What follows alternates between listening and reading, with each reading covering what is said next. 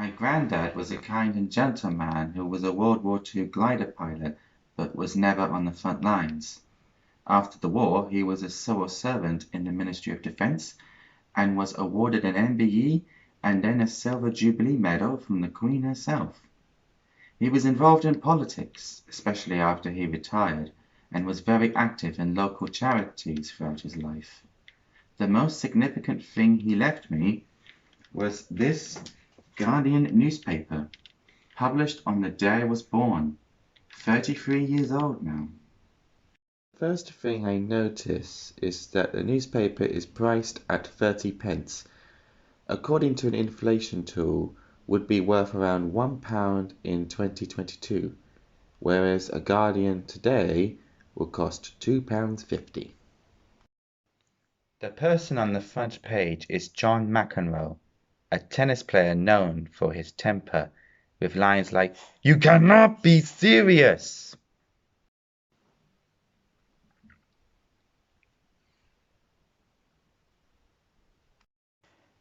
The headlines on the front page are "Magistrates Face Rule by State, the biggest shake-up in the system in 40 years", "Shamir yields to hawks over peace plan, in which then Israeli Prime Minister Yitzhak Shamir scuttles a peace plan", "Free pub bomber case police in frame-ups involving the Birmingham Six", and finally, BR Harden's line on strike, in which British Rail wasn't prepared to increase their offer of a 7% pay rise despite making £304 million profit.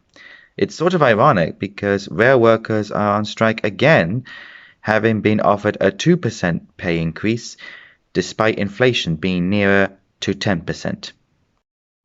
On the bottom right is a Greenpeace donation advert about global warming. At the time, atmospheric concentrations of CO2 were 350 parts per million. Nowadays, it's 420.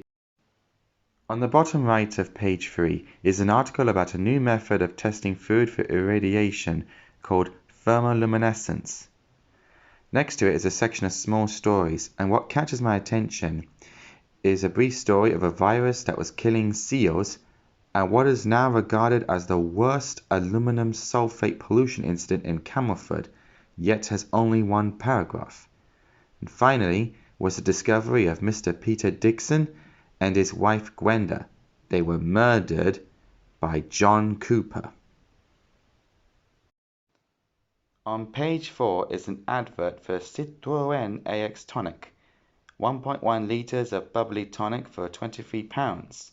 This car was very popular for younger people due to being cheap to run and insure, which was a significant advantage over other models. The cost of this car was £6,420 and the deposit was £2,596. If you paid the balance over 12 months, you pay no interest. But if you were to pay it over 4 years, although the weekly cost would be £23, the interest charged would be £927, so you pay for the convenience as you would do today.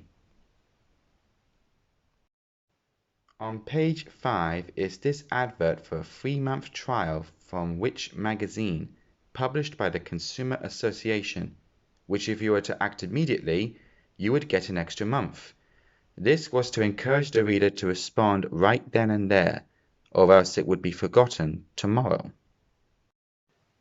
On page 7, Legislation Destined for the Scrap Heap was about then MP John Ruddock passing a law to prosecute the offenders of fly tipping by impounding their vehicles and potentially destroying them, the first step in fighting the ongoing and serious problem. Below this article is an advert from Woolworths promoting photo albums and frames. Woolworths, once a household name in shopping, is no longer with us, and nobody puts printed photographs in albums anymore, so this advert belongs to an era that has completely gone. On page 18, which is the comment and analysis section, there is a letter to the editor from a Madeleine Thiers, of the birth control campaign, criticizing the US Supreme Court's decision to allow individual states to restrict abortion rights. The Roe v. Wade case now comes to mind, having been overturned recently. In page 21, the entertainment section, the front headline is Jungle Warfare and talks about the rights for a documentary retelling the story of Chico Mendes, an activist who was gunned down trying to preserve the Amazon rainforest by a rancher. The rights eventually created a series called The Burning Season.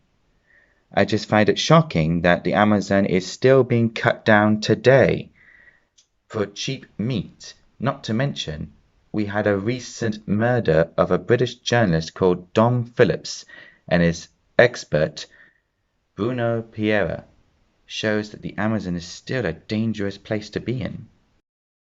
Finally, on page 39, The Guardian celebrates the 50th birthday of Mary Peters, Olympic champion and supporter for the athletes that were disabled. In conclusion, in 33 years since I was born, some things have changed, but a surprisingly large amount of things remain the same.